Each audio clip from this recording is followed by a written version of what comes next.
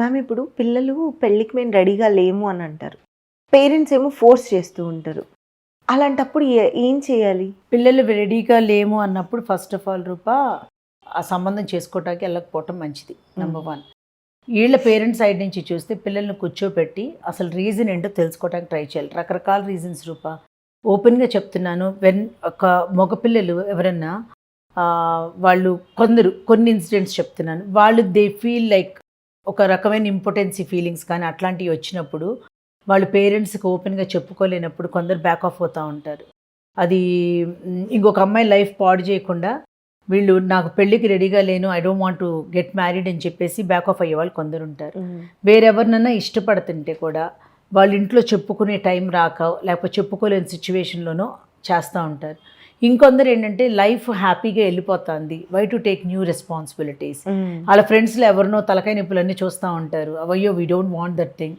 4వ రకం ఇంకొకళ్ళు ఏంటంటే ఈ అరేంజ్డ్ మ్యారేజ్, వాళ్ళు ఎవరిని ఇప్పటివరకు ఇష్టపడి ఉండకపోవచ్చు, లేకపోతే ఇష్టపడిన వాళ్ళతో ఇప్పుడు ప్రజెంట్ ఏ రిలేషన్షిప్లో లేకుండా ఉండి అరేంజ్డ్ మ్యారేజెస్ మీద ఒక పాజిటివ్ ఒపీనియన్ లేకుండాను ఉండుండొచ్చు.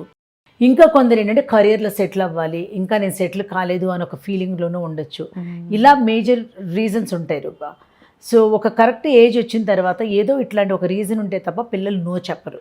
అలా పిల్లలు చెప్పినప్పుడు పేరెంట్స్ చాలా ఫ్రెండ్లీగా పిల్లల్ని దగ్గర కూర్చోపెట్టుకుని they need to find out what is the reason. అది ఒకవేళ వాళ్ళు ఓపెన్ అప్ అవ్వకపోతే వాళ్ళ క్లోజెస్ట్ ఫ్రెండ్స్ ఎవరన్నా ఉంటే వాళ్ళ ద్వారానన్నా వీళ్ళు తెలివిగా ఆ విషయాన్ని కనుక్కోవటానికన్నా ట్రై చేయాలి. వీళ్ళు ఏదైనా ఒక విషయాన్ని సస్పెక్ట్ చేస్తే they shouldn't even hesitate to take them for a therapy. So అంటే ఏంటి ఇంత ఎక్స్ట్రీమ్గా చెప్తున్నానని అనుకుంటావేమో, I have seen such people అనమాట. ఓకే. సో పెళ్ళంటేనే ఒక ఫియర్ ఉన్నాళ్ళు ఉంటారు. పెళ్ళి, మ్యారేజ్ లేదా సెక్షువల్ రిలేషన్షిప్ వాటి గురించి వాళ్ళకున్న మనసులో ఏయో థాట్స్ ఉండి ఈ ప్రాసెస్ అంటేనే భయపడే పిల్లలకి థెరపీ డెఫినెట్గా ఉపయోగపడుతుంది రూపా. పేరెంట్స్ చెప్పేది అర్థం కాదు. సో ఒక ప్రొఫెషనల్ హెల్ప్ చాలా అవసరం అవుతుంది.